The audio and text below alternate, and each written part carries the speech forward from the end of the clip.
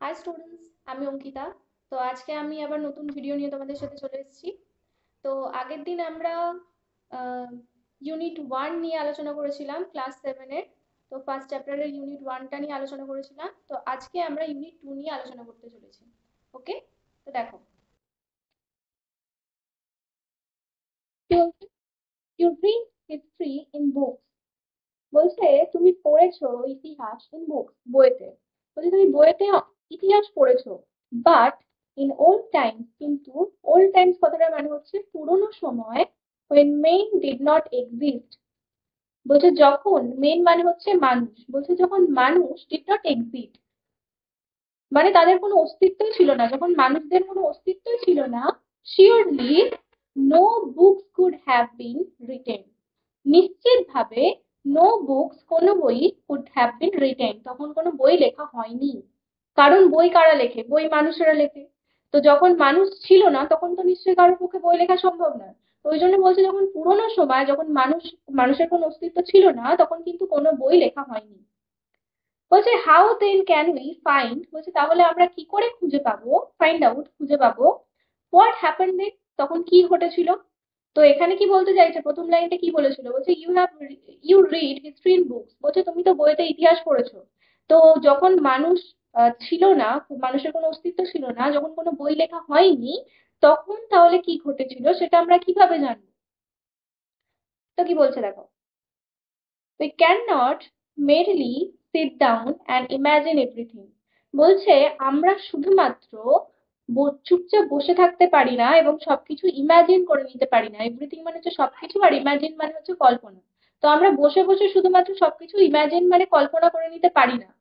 This world would be very interesting, for we could imagine anything we wanted to, বলছে this world would be very interesting for we, বলছে আমাদের জন্য এই ওয়ার্ল্ডটাই, পুরো পৃথিবীটা বা বিশ্বটা খুবই ইন্টারেস্টিং বা আগ্রহীপূর্ণ।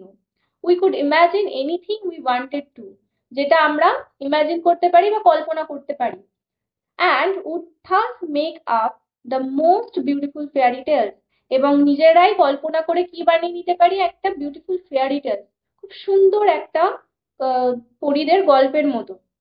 But this need not be true, as it would not be based on any fact that we had seen. কিন্তু এই সব কিছুই পুরোপুরি সত্যি হতে পারে না, be based on any fact that we had seen, কারণ যেহেতু আমরা সেগুলোকে দেখিনি, তার উপর বেস করে, তার উপর ভিত্তি করে এই সব কিছু ভেবে নিলে এগুলো সত্যি হতে পারে না।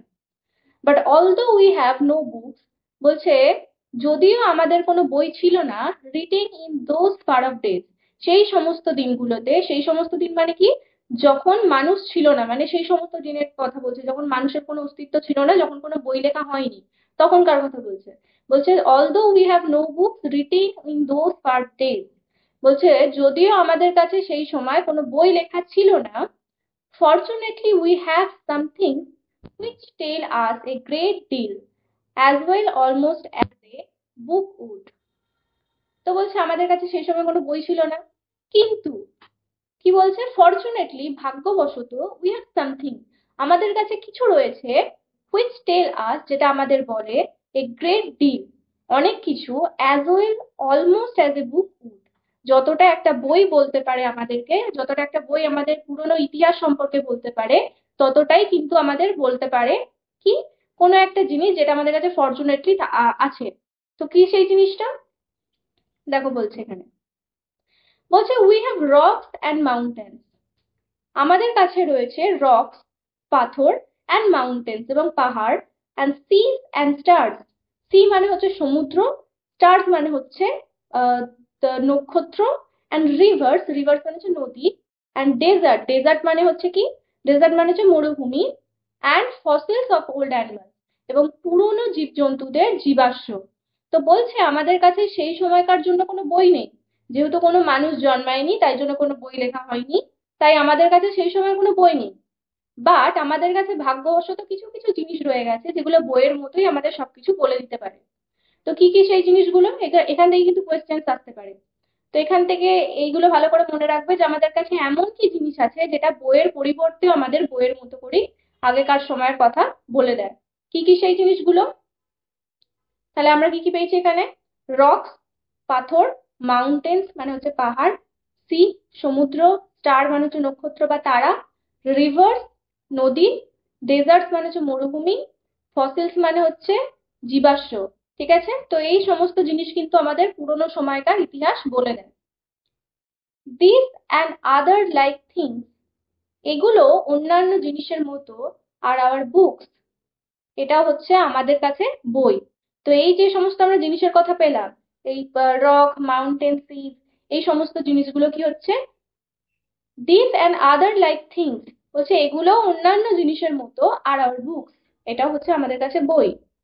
For the earth early story, পৃথিবীর আগের গল্পের জন্য, মানে পৃথিবীর আগের যে সময়ের যে কথা, সেই সময়ের কথার জন্য এগুলো হচ্ছে আমাদের কাছে একটা বইয়ের মতো।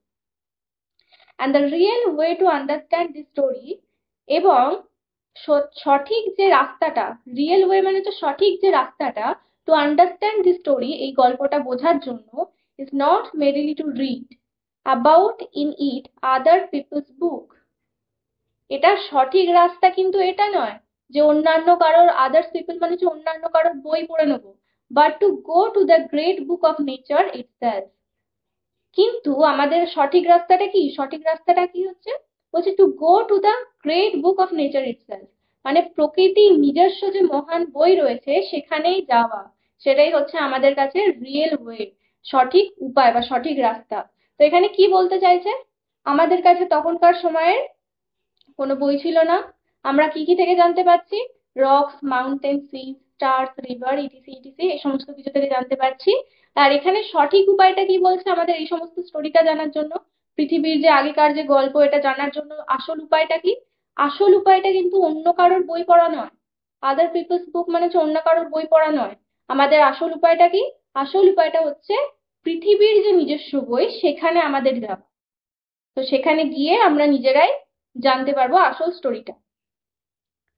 বলছে you will, I hope soon being to learn how to read this story from the rocks and mountains. বলছে you will, I hope soon, বলছে ইউ উইল তুমি পারবে, ইউ উইল মানে হচ্ছে তুমি পারবে, আই হোপ আমার মনে হয়, আমার মনে হয় মানে কার মনে হচ্ছে এখানে? এই জওহরলাল নেহরুর কিন্তু মনে হচ্ছে এটা, তার মেয়ে হয়তো পারবে, কি পারবে খুব তাড়াতাড়ি? Two learn how to read this story, কিভাবে পড়তে হয় এই গল্পটা, কিভাবে পড়তে হয় জানতে হয় এই গল্পটা, from the rocks and mountains, পাথর এবং মাউন্টেন মানে হচ্ছে পাহাড় থেকে। তো এখানে, এখানে যে এর আগের লাইনে যে কথাটা বলেছিল, the great book of nature, great book of nature কথাটার মানে হচ্ছে প্রকৃতির নিজস্ব বই। তো প্রকৃতির নিজস্ব বই কোনগুলোর কথা বলা হচ্ছিল? রক, মাউন্টেন, সি, ডেজার্ট, এগুলো। তো এখানে কি বলছে, ওর মেয়ে ইন্দিরা গান্ধী, জওহরলাল নেহরুর এখন মনে হয় যে তিনিও কিন্তু ভবিষ্যতে হয়তো পারবে, মানে পড়তে পারবে, কিভাবে এই সমস্ত স্টোরি গুলো হচ্ছে রক এবং মাউন্টেন থেকে জানতে পারবে, যে ইতিহাস মানে কি বলে, পৃথিবীর আগেকার সময়ের সম্পর্কে জানতে পারবে। কি কি দেখে? রকস এবং মাউন্টেন্স দেখে। Imagine how fascinating it is, imagine মানে হচ্ছে আবার কল্পনা করো, হাউ ফ্যাসিনেটিং ইট ইজ, এটা কতটা আনন্দদায়ক এবং অবাক করার একটা জিনিস। কি বলছে? Every little stone that you see lying on the road or on the mountain side may be a little page in nature's book. বলছে every little stone, every little stone কথাটার মানে হচ্ছে ছোট ছোট সমস্ত পাথর, দ্যাট ইউ সি যেগুলো তুমি দেখতে পাও, লাইং ইন দ্য রোড যেগুলো শুয়ে আছে বা পড়ে আছে কোথায়? রোডেতে। রোড মানে হচ্ছে রাস্তা। তো মাঝে মাঝে রাস্তাতে যখন তুমি কোনো পাথর বা কোনো স্টোনের টুকরো দেখতে পাও, সেই স্টোনের টুকরোগুলো কি বলছে? অন দ্য মাউন্টেন সাইড, রাস্তাতে পড়ে থাকতে পারে, বা মাউন্টেন সাইড মানে হচ্ছে পাহাড়ের পাশে পড়ে থাকতে পারে। মেবি এ লিটিল পেজ, হয়তো এটা একটা কোনো লিটিল পেজ, একটা ছোট্ট কোনো পাতা, ইন নেচার্স বুক, প্রকৃতির বইয়ের। তো প্রকৃতির বইয়ের মধ্যে কি কি পড়ছে? এই ছোট ছোট স্টোন গুলো কিন্তু প্রকৃতির বইয়ের এক একটা page. And may be able to tell you something, এবং এটাও কিন্তু তোমাকে able to tell you something মানে এটাও কিন্তু ক্ষমতা রাখে তোমাকে কিছু বলার। If you only knew how to read it, যদি তুমি জানো হাউ টু রিড ইট, এটাকে কিভাবে পড়তে হয়, যদি তুমি জানো যে কিভাবে ওই স্টোনটা তোমাকে তার স্টোরিটা বলবে, তাহলে কিন্তু সে ক্ষমতা রাখে যে তার সাথে কি কি ঘটেছে বা প্রকৃতির কি কি ঘটনা ঘটেছে সেটা তোমাকে বলতে পারে। To be able to read any language, যে কোনো ধরনের language, to be able to read, যে কোনো ধরনের ল্যাঙ্গুয়েজ পড়তে পারার যে ক্ষমতা, হিন্দি আর উর্দু আর ইংলিশ, যে কোনো ল্যাঙ্গুয়েজ হতে পারে, হিন্দি হতে পারে, উর্দু হতে পারে, ইংলিশ হতে পারে। You have to learn its alphabet, তোমাদের আগে কি শিখতে হয়? Its alphabet. আমরা যদি কোনো কিছু ল্যাঙ্গুয়েজ পড়তে চাই, কোনো ভাষা যদি আমরা পড়তে চাই, এই যেমন আমাদের ছোটবেলায় বাংলা, বাংলা ভাষা আমরা শেখার জন্য কি পড়তে হতো, ছোটবেলায় আমাদের অ আ ক খ এই সমস্ত কিছু পড়ানো হতো। আর ইংরেজি শেখানোর জন্য আমাদের কি পড়া হতো? এ বি সি ডি, এই সমস্ত কিছু পড়ানো হতো। তো যে কোনো আমরা যখন ল্যাঙ্গুয়েজ আমরা পড়তে চাই বা শিখতে চাই, আমাদের সবার প্রথমে কি শেখানো হয়? ওটার অ্যালফাবেট। তো এখানে ওটাই বলছে, বলছে আমাদের যদি কোনো ল্যাঙ্গুয়েজ পড়তে হয়, তাহলে আমাদের হিন্দি উর্দু ইংলিশ যা ইচ্ছা হতে পারে, you have to learn its alphabet, তোমাদের কি জানতে হয়? এটার অ্যালফাবেটটা আগে জানতে হয়। ওকে, so, also you must learn the alphabet of nature before you can read her story in her books of stone and rocks. তো এখানে এবার লাইনটার মানে কি বলছে? বলছে আমরা যদি এমনি নর্মাল কোনো ল্যাঙ্গুয়েজ শিখতে যাই, আমাদের ল্যাঙ্গুয়েজ জানার জন্য আগে তার অ্যালফাবেটটা শিখতে হয়। তো সেরকমই নেচার্স এর বুক, মানে হচ্ছে প্রকৃতির বই যখন আমরা পড়তে চাইছি, প্রকৃতির ল্যাঙ্গুয়েজ যখন আমরা বুঝতে চাইছি, তাহলে সেটা জানার জন্য আমাদের কি প্রথমে শিখতে হবে? তার অ্যালফাবেটটা শিখতে হবে। তো বলছে so also you must learn the alphabet, তো অবশ্যই তাহলে তোমাদেরকে কি শিখতে হবে? দ্য অ্যালফাবেট অফ নেচার, প্রকৃতির অ্যালফাবেট, প্রকৃতির যে অ্যালফাবেট সেটা আমাদের শিখতে হবে। Before you can read her story, তোমাদের তার গল্পটা পড়ার আগে, in her books of stone and rock, তার যে সমস্ত বই রয়েছে, স্টোন মানে হচ্ছে পাথর এবং রক, এই সমস্ত কিছু জিনিস নিয়ে বই পড়ার আগে তোমাদের তাদের কি জানতে হবে? আগে অ্যালফাবেটটা জানতে হবে। হলো? হুম। Even now, perhaps you know a little how to read this. বলছে even now perhaps, বলছে এখনো পর্যন্ত, you know তুমি জানো, a little অল্প অল্প, how to read this কিভাবে এটাকে পড়তে হয়। মানে ওর মেয়েকে বলছে যে তুমি এখন মোটামুটি অল্প অল্প জানো যে কিভাবে এটা পড়তে হয়, কিভাবে অ্যালফাবেটটা পড়তে হয়। If you see a little round shiny pebble, বলছে ইফ ইউ সি, বলছে যদি তুমি দেখতে পাও, এ লিটিল রাউন্ড, একটা ছোট্ট, রাউন্ড মানে গোলাকার, শাইনি পিবল, শাইনি মানে হচ্ছে চকচক করছে এরকম একটা, চকমকে একটা পিবল, পিবল মানে হচ্ছে ছোট্ট পাথরের টুকরোকে বলা হয় পিবল, মানে হচ্ছে স্মুথ, মানে একদম স্মুথ গোলাকার একদম ছোট্ট পাথরকে বলা হয় পিবল। ওকে, তো তার মেয়েকে বলছে এখানে জওহরলাল নেহরু, বলছে তুমি যদি কোনো পিবলকে দেখতে পাও, ছোট কোনো পাথরকে দেখতে পাও গোলাকার shiny, does it not tell you something, বলছে does it not tell you something, এটা কি তোমাকে কিছুই বলবে না? একটা যদি আমরা রাস্তার মাঝখানে যদি ছোট্ট একটা কোনো পাথরের টুকরোকে দেখতে পাই, সেই পাথরটা কি আমাদের কোনো কিছু বলবে না? how did it get round and smooth, বলছে এটা কিভাবে রাউন্ড গোলাকার, কিভাবে স্মুথ, কিভাবে এরকম মসৃণ, অ্যান্ড শাইনি, এবং শাইনি মানে চকচকে, without any corner rough edge, বলছে এটা কিভাবে, আমরা যে রাস্তার পাশে যদি কোনো শাইনি চকচকে যদি গোলাকার কোনো পিপেলকে দেখতে পাই বা পাথরকে দেখতে পাই, পাথরের টুকরোকে, তাহলে এটা কি আমাদের কিছু বলবে না? এটা আমাদের কি কি বলতে পারে? যে how did it get round and smooth and shiny without any corners or rough edge, মানে এটা আমাদের কি বলতে পারবে? যে এটা কিভাবে রাউন্ড হলো, গোল হলো, স্মুথ হলো, চকচকে হলো, কোনো রাফ এজ ছাড়া, মানে কোনো উঁচু নিচু কোণ ছাড়া।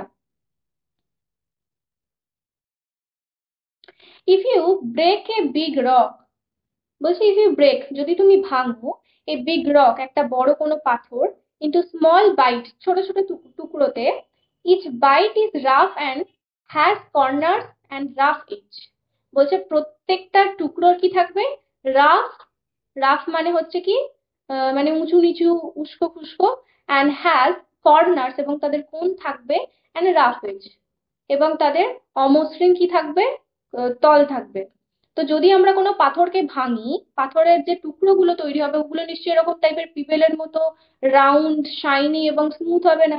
ওগুলো যখন আমরা ভাঙবো তখন কি হবে, ওগুলোর কোণ থাকবে, ওগুলো উঁচু নিচু থাকবে, এবড়ো খেবড়ো থাকবে। ওকে, তো এটাই বলছে। It is not at all like a round smooth payable. বলছে এটা একদমই ওই রাউন্ড, ওই গোলাকার স্মুথ মানে হচ্ছে মসৃণ পিবেলের মতো নিশ্চয়ই হবে না। হাউ দেন, তাহলে কিভাবে, did the pebble become so round and smooth and shiny.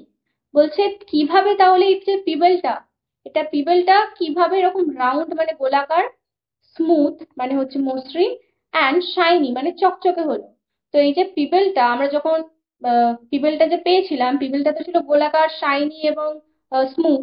কিন্তু আমরা যদি কোনো পাথরকে ভাঙি, বড় কোনো পাথরকে ভাঙি, তাহলে বড় পাথরকে ভাঙলে যে সমস্ত আমরা টুকরোগুলো পাবো, সেই টুকরোগুলো নিশ্চয়ই এরকম টাইপের হবে না। তাহলে এই পিপলটা কিভাবে এরকম রাউন্ড এবং শাইনি হয়েছিল। বলছে it will tell you it story. বলছে এটা তোমাকে তার গল্প বলবে। If you have good eyes, যদি তোমার দেখার জন্য ভালো চোখ থাকে, গুড আইজ মানে হচ্ছে ভালো চোখ থাকে, টু সি দেখার জন্য, অ্যান্ড ইয়ার্স টু হিয়ার ইট। হচ্ছে তার সম্পর্কে তোমাকে সমস্ত তার গল্পটা বলবে, যদি তোমার ভালো চোখ কান থাকে এটাকে দেখার বা শোনার জন্য। মানে যদি তুমি শুনতে চাও আর দেখতে চাও এর স্টোরিটা, তাহলে কিন্তু এই পাথরটা কিন্তু তোমাকে তার স্টোরিটা বলতে পারবে। ইট টেলস ইউ, এটা তোমাকে বলবে, দ্যাট যে ওয়ান্স আপন এ টাইম, একদা এক সময়, if it may be long ago, এটা হয়তো অনেক অনেক বছর আগে বা অনেক অনেক আগে, ইট ওয়াজ এ বিট অফ এ রক, এটা একটা রক মানে হচ্ছে একটা বড় পাথরের টুকরো ছিল, just like the bit you may break from a big rock. বলছে ঠিক সেই রকমই একটা টুকরো ছিল, যেরকম তুমি একটা বড় পাথরকে ভেঙে ছোট ছোট টুকরো তৈরি করতে পারবে। আর stone with plenty of age and corner, এবং ছোট ছোট স্টোন তৈরি করতে পারবে যেগুলোর অনেক কি থাকবে, অনেক এজ অ্যান্ড কর্নার্স, অনেক কোণ থাকবে এবং ধার থাকবে, তল থাকবে। প্রবাবলি সম্ভবত, ইট rested on some mountain side. ওই পিবেলটার কথা বলছে। বলছে পিবেলটা প্রবাবলি, প্রবাবলি মানে সম্ভবত কি হয়েছিল, ওই যে পাথরের বড় ছোট টুকরোটা যখন ছিল, একটা রক থেকে যখন ছোট টুকরোটা ছিল, সম্ভবত কি হয়েছিল, ইট রেস্টেড এটা পড়েছিল, অন সাম মাউন্টেন সাইড কোনো পাহাড়ের পাশেতে। দেন কেম দ্য রেন, দেন মানে হচ্ছে তারপর, কেম দ্য রেন মানে হচ্ছে বৃষ্টি এলো, অ্যান্ড ওয়াশড ইট ডাউন, এবং এটাকে ধুয়ে নিয়ে গেল বা ধেয়ে নিয়ে গেল, টু দ্য লিটিল ভ্যালি, ছোট্ট একটা উপত্যকায়। তো পাহাড়ের পাশে কি হয়েছিল, স্টোনটা পড়েছিল, পাহাড়েতে বৃষ্টি হয়ে বৃষ্টিটা কি হয়েছে, স্টোনটাকে ধুয়ে নিয়ে কোথায় যাচ্ছে, লিটিল ভ্যালিতে, ছোট্ট একটা উপত্যকায়। পাহাড়ের নিচে যে খাতের মতো অংশটা থাকে সেটাকে বলা হয় ভ্যালি বা উপত্যকা। ওকে, হোয়ার ইট ফাউন্ড এ মাউন্টেন স্ট্রিম, যেখানে সে খুঁজে পায়, যেখানে ওই পাথরটা খুঁজে পায় কি, একটা মাউন্টেন স্ট্রিম, একটা পাহাড়ি একটা নদীকে, which pushed it on till it reached a little river। বলছে এটা তাকে পুস্ট মানে ঠেলে ঠেলে নিয়ে যায়, অন অ্যান্ড অন মানে ঠেলতেই থাকে টিল যতক্ষণ না পর্যন্ত, ইট রিচড এ লিটল রিভার, যতক্ষণ না পর্যন্ত এটা একটা ছোট্ট নদীতে গিয়ে পৌঁছচ্ছে। তো মাউন্টেন স্ট্রিমটা কি করলো, ওটাকে মানে ঢেউয়ের সাথে বেয়ে বেয়ে নিয়ে যেতে যেতে একটা ছোট্ট নদীতে পৌঁছে দিল। And the little river took it to the big river, এবং এই ছোট্ট নদীটা এটাকে নিয়ে গেল কোথায়, একটা বিগ রিভার, বিগ রিভার মানে হচ্ছে একটা বড় নদীতে। তো পাহাড়ের গা থেকে বইতে থাকা একটা ছোট নদী এটাকে বড় নদীতে নিয়ে গেল, হলো। And all the while it rolled at the bottom of the river, and its edge were worn away, and its rough surface made smooth and shiny। এবার কি হলো ব্যাপারটা, পুরো ঘটনাটা কি হয়েছিল, যে স্টোনটা কোথায় ছিল, একটা মাউন্টেন সাইডে ছিল। তো মাউন্টেন সাইডে কি হয়েছিল, বৃষ্টি হওয়ার পর বৃষ্টিটা ওকে ধুয়ে নিয়ে এসেছিল কোথায়, একটা মাউন্টেন স্ট্রিমেতে। তো মাউন্টেন স্ট্রিম প্রথমে ছোট নদীতে পৌঁছে দিল, ছোট নদীতে কাকে পৌঁছে দিল, বড় নদীতে পৌঁছে দিল। তো এই যে পুরো যে টাইমটা, পাহাড়ের পাশ থেকে একদম এই বড় নদীতে আসার টাইম পর্যন্ত, তখন কি হয়েছিল, বলছে অ্যান্ড অল দ্য while, এবং এই সমস্ত সময়, এই প্রথম থেকে শুরু একদম শেষ পর্যন্ত যে সময়টা, মাউন্টেন থেকে একদম বিগ রিভার মানে বড় নদীতে আসা পর্যন্ত যে সময়টা, ইট রোল্ড। রোল্ড মানে হচ্ছে এটা পাক খাচ্ছিল at the bottom of the river. Bottom কথাটা মানে হচ্ছে নিচে। তো নদীর নিচে এটা কি হচ্ছিল, পাক খাচ্ছিল। And it edge were worn away, এবং এর যে ধার ছিল বা তল ছিল এটা কি হয়ে গেল, ওন অ্যাওয়ে মানে হচ্ছে নষ্ট হয়ে গেল বা ক্ষয় হয়ে গেল। তো এর যে ধারগুলো ছিল, উঁচু নিচু এবড়ো খেবড়ো যে ধারগুলো ছিল, এগুলো নদীতে নদীর নিচেতে কি হলো, ঘর্ষণ খেতে খেতে কি হয়ে গেল, ওন অ্যাওয়ে, ক্ষয়ে গেল। And it's rough surface made smooth and shiny, এবং এর যে রাফ সারফেসটা ছিল মানে এর যে পৃষ্ঠতলটা, মানে উঁচু নিচু যে পৃষ্ঠতল তলটা ছিল সেটা কি হয়ে গেল, স্মুথ অ্যান্ড শাইনি, সেটা একদম মসৃণ এবং শাইনি মানে চকচকে হয়ে গেল। সো